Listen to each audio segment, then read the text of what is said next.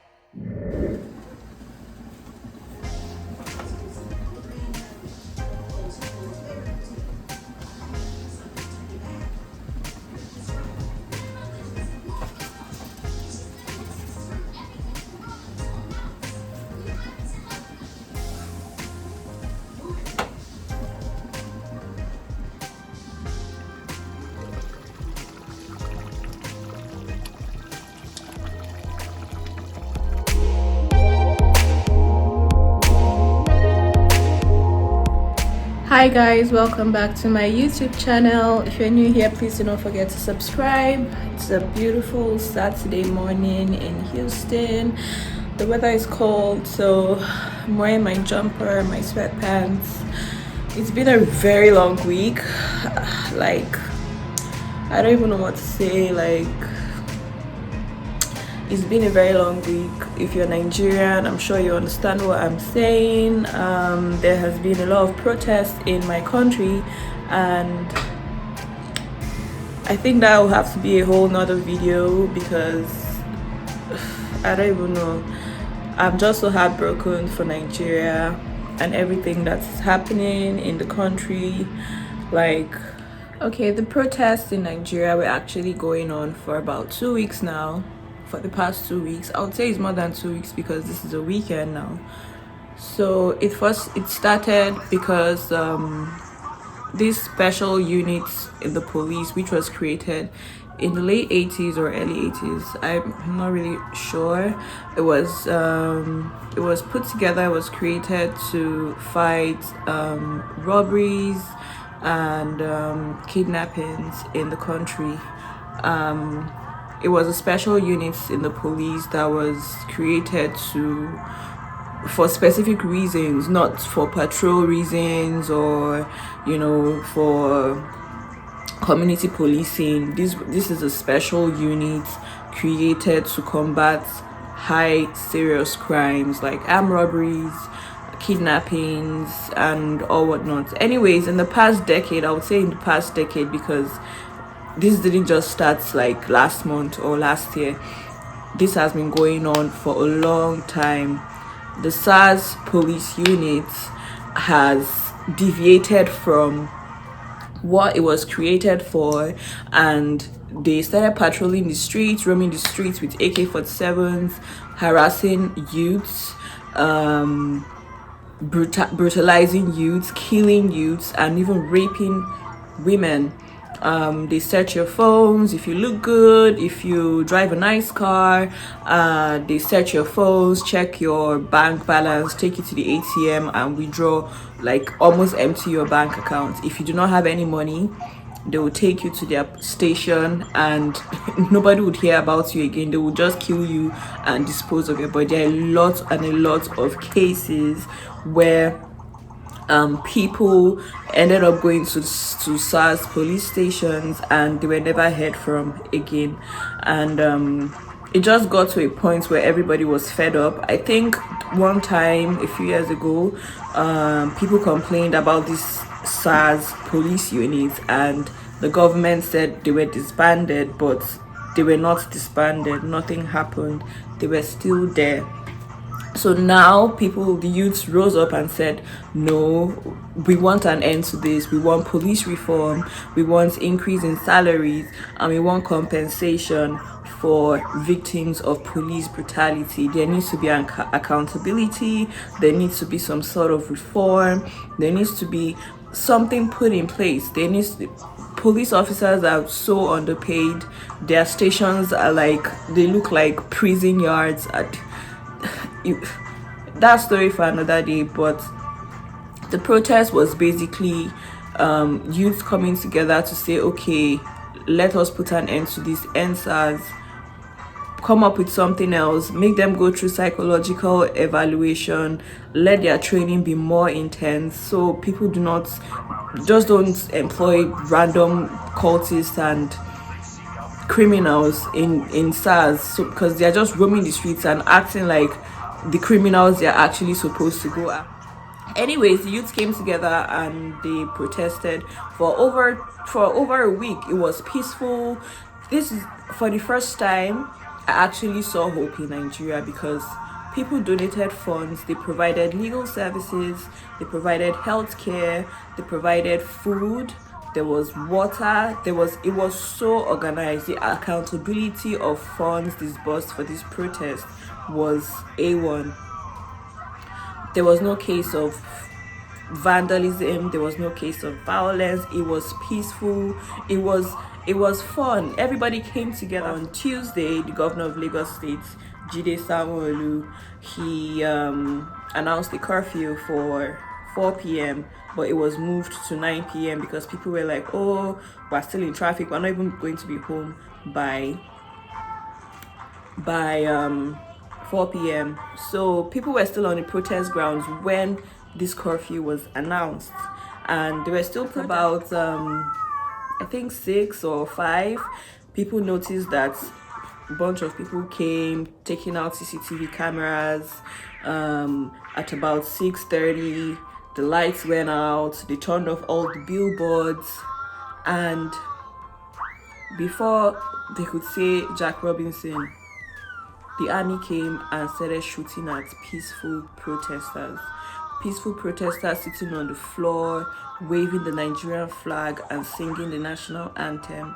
They came and they shot at everybody. They were shooting directly, not to disperse protesters, but they were shooting to kill. They were ambushed. Peaceful protesters were ambushed. I'll call that an ambush because they were barricaded.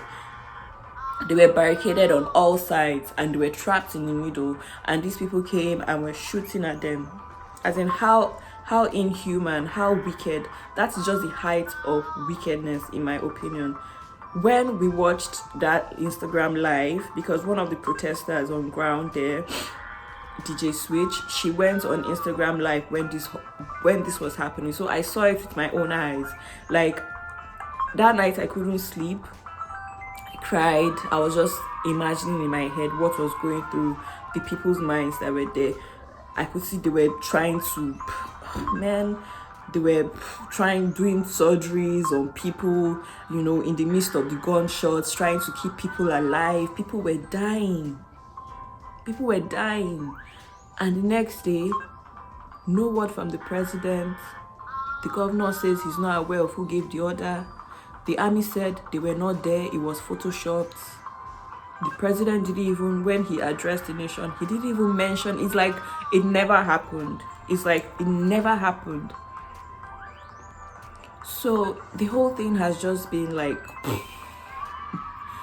mind-blowing. Like, it just puts me in such a funk all week. Like, I was just like, wow, in 2020 this can happen. It was just like a movie. It was just like a scary ass movie, and I just feel so bad. But I'm really, really happy that this has opened the eyes of Nigerian youths, and now we have a clear focus on what we want to do. We have a clear focus on the direction we're going, and we now know that we do not want these people back in government come 2023, which that is like if at all we did not achieve anything, we achieved something with that. Now everybody is pushed. Everybody wants to know the constitution. Everybody wants to understand the constitution. Everybody wants to get registered. Everybody wants to be involved in policy making. Everybody wants to be involved in the growth of Nigeria, and which is what I'm so happy for. Finally, the Nigerian youth is awake, and we can now see the evil and how these people were trying to steal away our future. They basically stolen our future, but it's not too late to get our future back. And I'm really, really, really, really happy for that. It's Saturday and we're just chilling. I cleaned, I cooked. I haven't eaten all day, but I'm gonna eat something really soon. I'm still thinking of what to eat. I don't want to eat rice and stew, even though I just made stew. And the spaghetti I made was for Ariel, and the ingredients I put inside, all the butter and everything, it's not really for me, so I can't eat that too. So I have to think about what I'm going to make, and I'm going to go ahead and do my work notes now and just relax. Yeah.